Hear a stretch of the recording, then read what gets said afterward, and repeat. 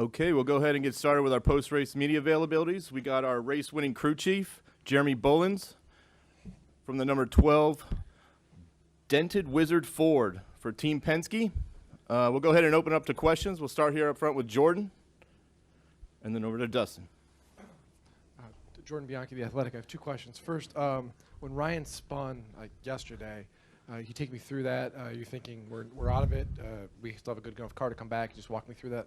Yeah, we knew we had a fast car. We worked our way to the lead right there. So, it was unfortunate what happened of spinning to pit road. But, like I told him last night, I'm glad we got that out of the way early and we didn't damage the car in any way. And we kind of know what the limits are at that point. So there's no reason, we pretty much recovered from it, got back to 10th by the end of the stage. So we knew we had a good car and just put it behind us and move on. Take me through the last lap. Ryan Newman's got the lead. Your guy comes back. Are you thinking we're going to win this? We're going to lose this? What do you take me through that? Well, we knew that once you get to the bottom in the lead, a run's coming from somewhere. And the 11 had a great recovery day and was pushing the 6 pretty hard. And we saw them coming, but, just hoping that we can play enough defense and get those guys separated. And Ryan did a great job of kind of getting those guys separated and getting the run back to get by the 6 to the line. And that was really the difference was the moves that he made with those guys coming on the outside. Okay, over here, Dustin. Dustin Long, NBC Sports. With your win, you put some other people in a tough spot. Basically, there's an 18-point gap for the last cutoff spot and those outside. 18 points can be made up in a lot probably easier here than at Kansas. What's the challenge if you were trying to make up 18 points going into Kansas? How much this helps you avoid that situation? I feel like going into Kansas, you would have needed to probably win both stages. I mean, you've got to have a pretty good stage point advantage over the guys that that you're trying to race to make up that kind of points. And I told the team after the first round that we needed to win a race in this stage. The way the playoff points thing carries over, when you get to the round of 12, there's a pretty big gap from 12th to 10th to the lead. So I felt like we needed to win a race, and that was our goal. And obviously this week and next week have been good tracks for us. We haven't won at either one of them, but we've run very well at both of them. So we felt like going into it, we had a shot at winning one of these, and that was kind of like our goal. We felt like we needed to do that, and I'm really excited about the round of 8 because it's some great racetracks for us. So. For us, we're a little bit playing on house money, and we'll go try to win a championship. And also, you talk about stage points. I think 6 stage points today. Obviously, the win makes that, in one sense, irrelevant. But how much did you feel like was maybe left on the table, those 2 stages, how things kind of worked out? Or how much concern did you have after this? I felt like we left 9 stage points on the table yesterday, with spinning in the first stage and getting back to 10th. We had control of the race at that point when we spun. So, that you feel like you left some points on the table at that point. And if we'd have got those, if we could have managed and controlled the second stage and won that stage, I think we would have been like 2nd or 3rd on stage points for the race, and that would have been good. But, like I said, at the end of the day, you're trying to win, and that this format requires wins, and we get tired of hearing that the 12 cars led the most laps without winning and all that kind of stuff. So, we're trying to win races as hard as anybody, and the effort's there, and sometimes you just need things to play out for you, and today it did. Okay, let's go back here to Zach. Zach Albert, NASCAR.com. Jeremy, looking at the score sheet, 4 Fords in the top 5. I know there was a lot made about manufacturers working together and things like that. I guess it would be nice to say that was by design, but at the end of this thing, how much of it was just every driver for himself, really? Well, I think that the cool thing about the last lap is the Ford was going to win, right? So we were racing the 6, so obviously we needed the win from a playoff standpoint. But I don't take anything away from those guys wanting to win a race. They need to win a race as much as anybody does. So, I appreciate the fact that everybody raced hard and did what they had to do.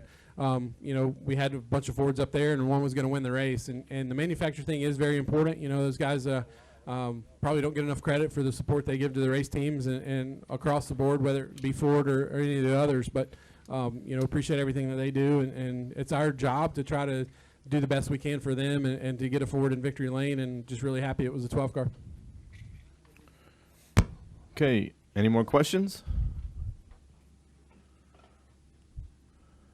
All right, Jeremy, thank you. Thank you, guys.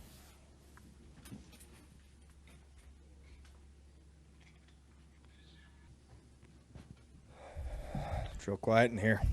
All right, we'll go ahead and continue with our post-race media availabilities. We now have the race-winning driver, Ryan Blaney, driver of the number 12 Dent Wizard Ford for Team Penske. We'll go ahead and open it up to questions. We'll start here with Jordan in the front. Jordan Bianchi, The Athletic. When Newman passed you out of 4, he built up just a little bit of an advantage. Did you think you were going to be able to get back to him, or did you think that was it? Can you kind of walk me through that there? Yeah. So really the last lap, I saw the 11 and 6 coming on the top down the back. They were tandem together, and I saw them coming, and I wanted to pull up, but they were coming so much faster than us that if I would have pulled up and tried to block them, they just would have split me. You can't block runs like you used to with this package. There's none of that really none of that air bubble anymore that we used to talk about. You just run through the guy's bumper. So, and the runs are a lot larger, especially when you tandem like they did. So I figured my best bet was to try to pull the 11 off of them. And that's kind of what I did. Luckily I was able to get to the 11's quarter panel in 3, pull him off the 6, and then I knew Eric Almirola was going to come push me through to the bottom, and then we both would be clear, and then it's just all about making a move. And hopefully you make the right move at the right time on the front stretch there, and that one just happened to work out. But I knew if I could separate them and stay on the bottom and come out second, we had a shot at Newman. So. Okay, let's go back here to Jacob and then over here to the man in the blue hat. Jacob Seelman, Speed Sport. Ryan, 2 questions. First, after last week having the suspension issue and being pretty buried coming in here, how much of a relief now is it knowing that you're on, there's no stress at Kansas, you're through to the next round? Well, it's huge.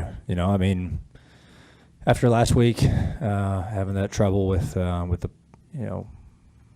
some parts breaking, our mindset was really we had to win one of these 2 races. We were so far back in points. I know Talladega's a wild card. There's a lot of wrecks today, and a lot of guys got tore up, but we didn't really get any stage points, and we were already pretty far behind the 8 ball. So we knew we had to probably win one of these 2 weeks, and it's just a huge relief. After having such a bad weekend last week, it's nice to get a win and lock you into the next round for sure. But you still go out and try to win Kansas. It's not. You're not relaxing in Kansas. You still try to go out and win that race. But really big weekend for our team after the troubles we had last week. Now, the outlook for the round of 8, it's tracks that you've historically been pretty decent at, but knowing that there's 3 guys that have a pretty big points buffer compared to where you guys have been at this year, do you feel like you're going to have to win one of those races to make sure you're at Homestead? Yeah, I definitely think so. You kind of see in the last couple of years if there's a few guys that have a pretty big points lead from having phenomenal regular seasons and with bonus points and things like that. And yeah, you got to win the race to win the championship in Homestead. So you better get used to try to win in big races. And wins have kind of eluded us this year after I felt like we should have had 2 or 3 already. And it was nice to just put one together. But I definitely think it'll take a win in the round of 8 to get you to the championship 4. If you are not, one of those top guys that have had, tons of wins throughout the regular season and a lot of bonus points. Okay, go ahead. Christian Coley, frontstretch.com. Kind of bouncing off of Jacob's question. The next round, you've got 3 good tracks that you've been pretty good at. Which of the 3 do you feel like you could go out and win, if not all 3? But where do you feel like you could punch your ticket to Homestead? Yeah. Honestly, all 3 have been really good to us the last couple of years. We ran great at Martinsville. We've run great at Martinsville the last couple of years and had a great run in the spring, running 4th in Texas. We were leading when we blew up about halfway through that race, and then Phoenix we led a lot and ended up 3rd. So I feel like they're all really strong for us. It's just a matter of executing. I feel like either one of those 3 races earlier this year we could have won. Just had a problem at Texas or, just weren't quite fast enough there at the end of those races. So I think those are 3 really good tracks for us. It's just a matter of executing and doing all that we can in our power to run the race the best that we can and adapt, throughout the race and do the best. But, the round of this next round, pretty good tracks for us. So hopefully we can rise to the occasion. Let's go over here in the middle and then to Lee. Tyler had 960, the ref. You led the most laps today with 35. What do you feel like you did better than everybody else that kept you out front so much?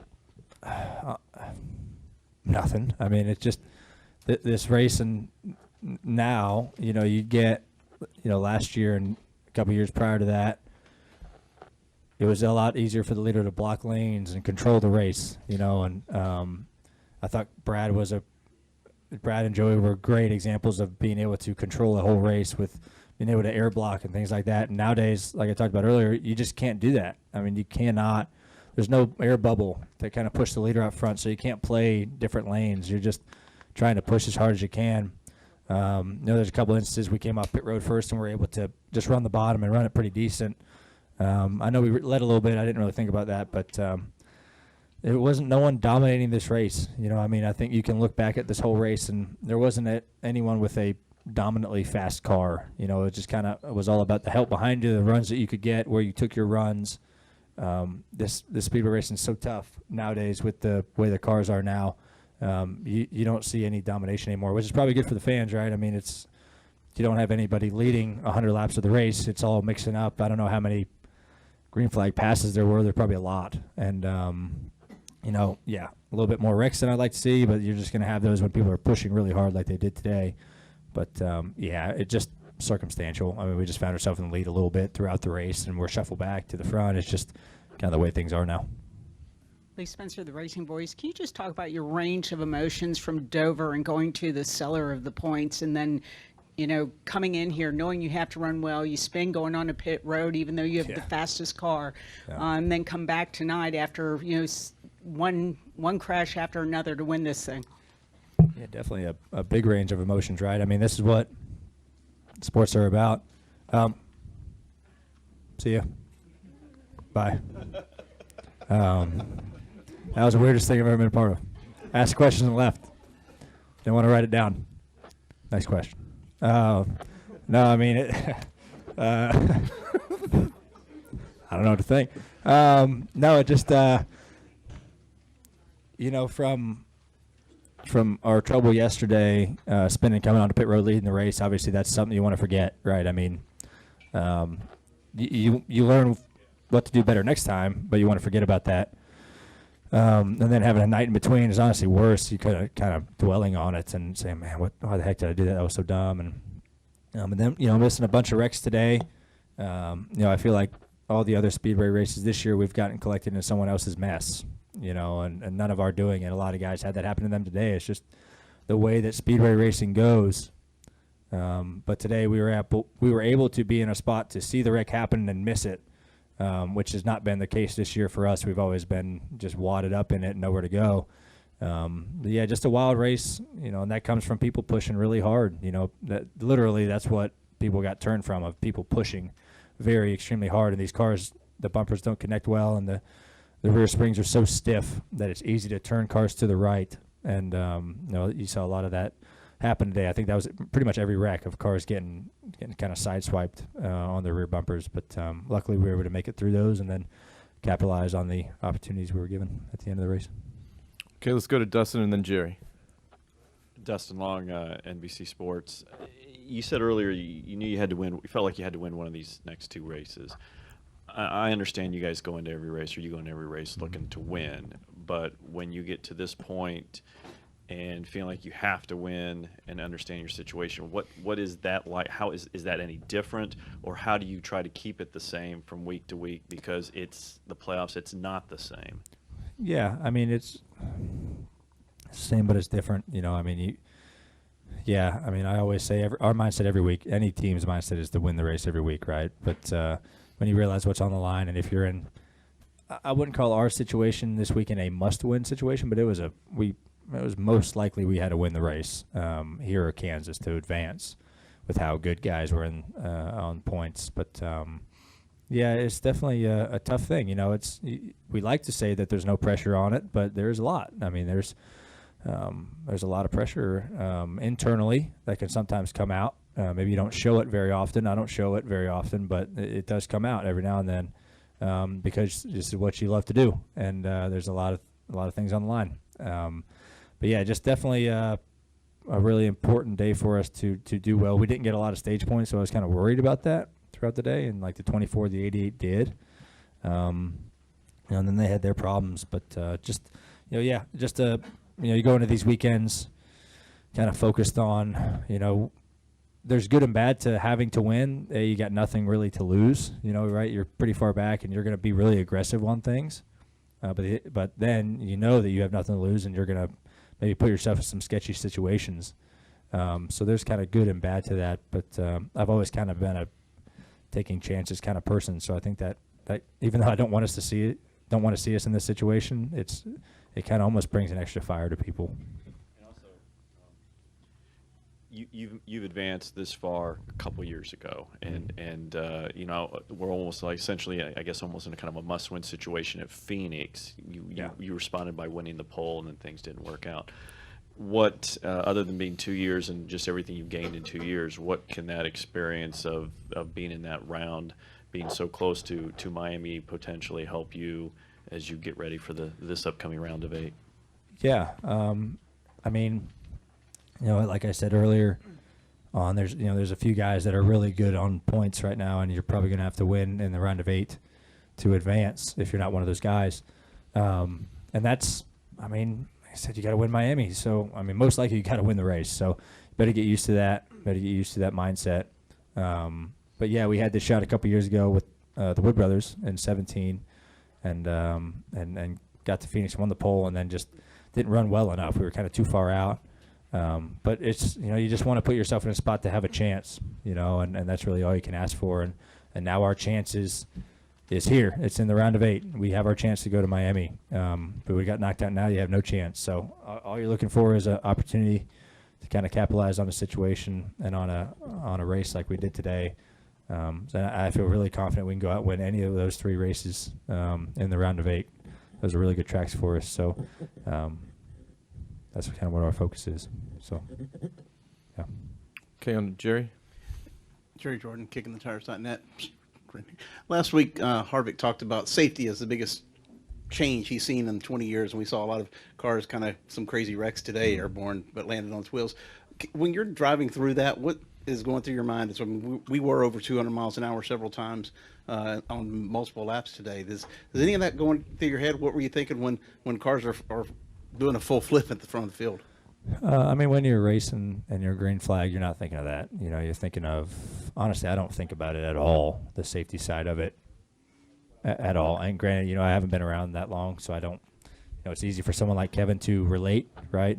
And I think even watching my dad grow up in it, it's amazing what it's done from the early 2000s. When I could kind of understand the safety stuff, but I don't think about that when we're racing. I don't think anyone does. But yeah, Brendan Gaughan flipped right in front of me today, and I was kind of surprised. I don't know how he got clipped. These cars can get clipped in certain ways that catch air underneath them and flip them up. Larson had it done to him in the spring race here. You hope they're okay. I asked right away, is Brendan all right? And I know he landed on 04, which was good, but you're worried about it bottoming out onto the frame rails and him hurting his back. But I think he was okay from what I was told. But it's just nothing I really think about. I mean, I'm not running out there 200 miles an hour thinking of, okay, am I going to get hurt? I just never thought about that, and maybe some guys do. Granted, some of them have more family than I got. I don't have children or a wife or anything like that. So maybe it changes your mind a little bit, but it's just, I know the safety side is amazing now. Even since I started, let's say, even saying late models, it's just amazing the safety stuff that improvements they've made. But it's just nothing that really crosses my mind. I'm confident in all of it. Any more questions? All right, Ryan. Thank you. Guys. Appreciate it.